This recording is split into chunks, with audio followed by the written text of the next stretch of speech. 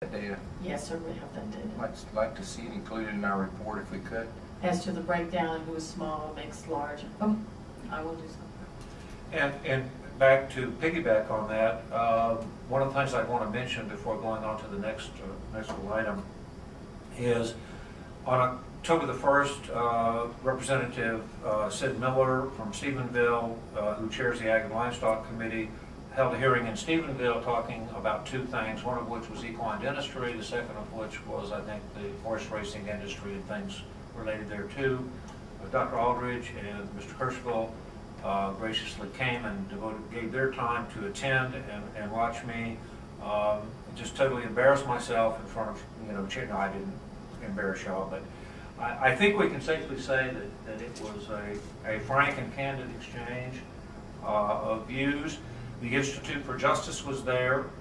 It appears that the chairman at least is inclined toward supporting perhaps a bill. I want to be very general in my comments because it's still early, but he expressed interest, I think it's certainly fair to put it, in a bill that would take teeth floating, either equine or the broader category of all livestock, out of the act to make it an accepted livestock management practice like horseshoeing or the other things that are currently statutorily not within the purview of veterinary medicine.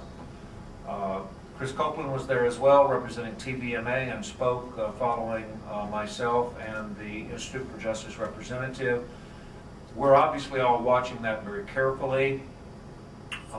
Thus far, of course, no bill has been, I think, even pre-filed, but there was, in fact, a draft of a possible bill that would have done that.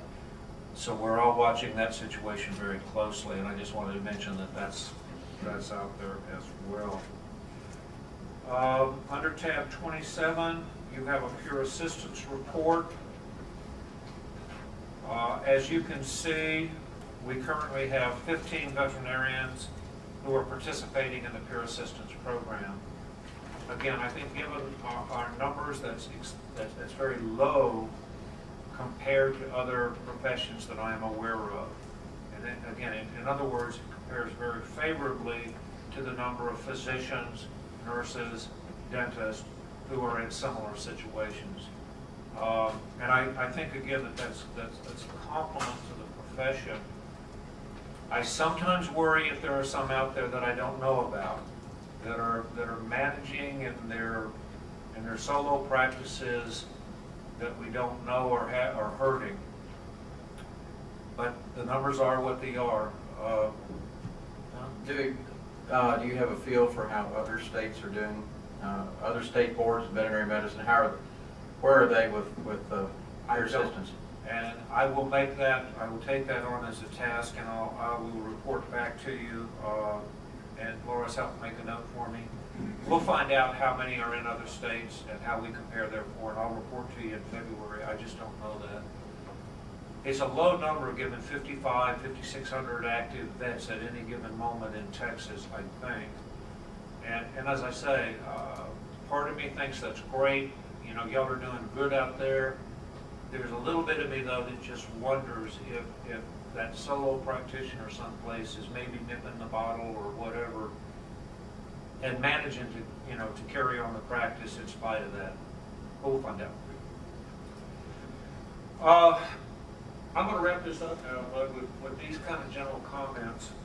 I know that many of you came straight here this morning and haven't been over to see the offices in a while. But I invite you, if you have time before you leave today, to please stop by and take a look. I think you'll be pleasantly surprised. There are boxes in the general waiting area, the front office, so to speak. But that's because those boxes are waiting to be scanned. One of the things that we have done is let a contract with Nubis Corporation to scan all of our paper licensing files. This will then go into a new media. We will be able to access it electronically into our database, work with it, sift it, so that we will no longer have all of those paper records in our offices. And this will clear out space that we may desperately need. This will also give us the opportunity to move that stuff off-site, and I think it will improve efficiencies. Among the other things that we've done with the state's money, the money that was appropriated to us, we had to do new carpet. Now it's these carpet squares because that's all we could get under the state contract. I couldn't go out and just get regular carpet. But if you look at it, it's not bad. The old carpet was unsightly, it was dirty, it was torn, and that's the real problem. It was a safety hazard. People were beginning to catch their heels on it, and it was just a matter of time before somebody went down, and I had a workers' compensation injury on my hand. And what really worries me more than that is just I don't want to see anybody hurt tripping on carpet that was just worn. So we had to dip into the funds. I had to do some manipulation, and it cost about $7,000 to get that.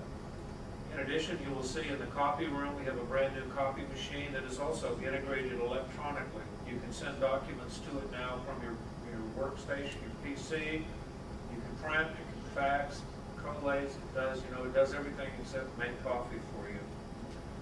As I said, we've got the scanning contract underway, but in addition, we bought a new scanner, a small desktop type scanner, and what we're doing with that is we're scanning in all the investigative files now.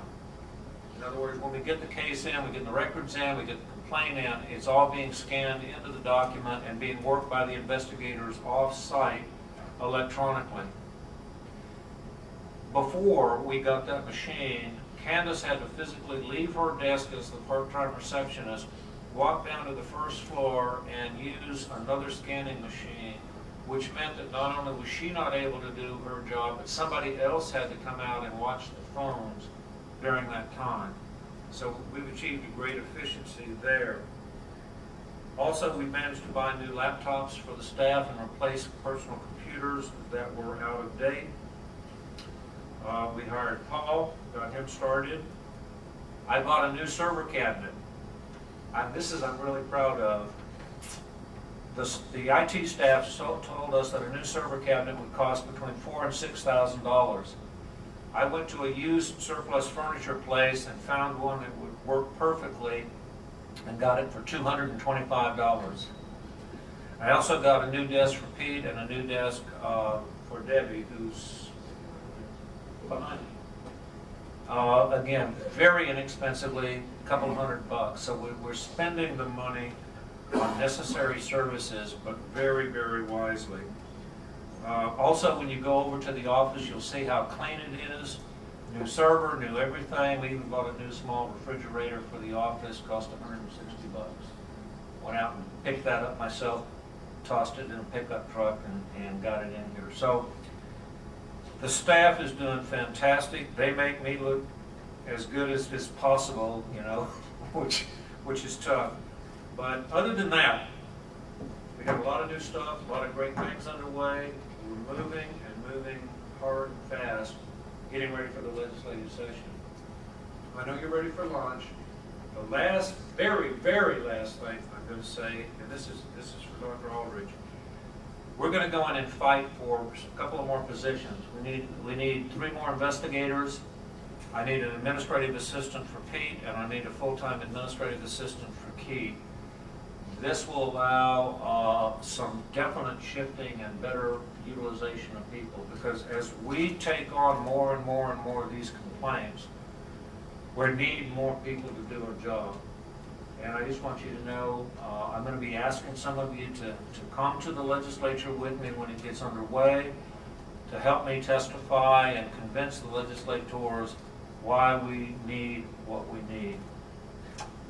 But I apologize for going so long, but it's not like 1:30.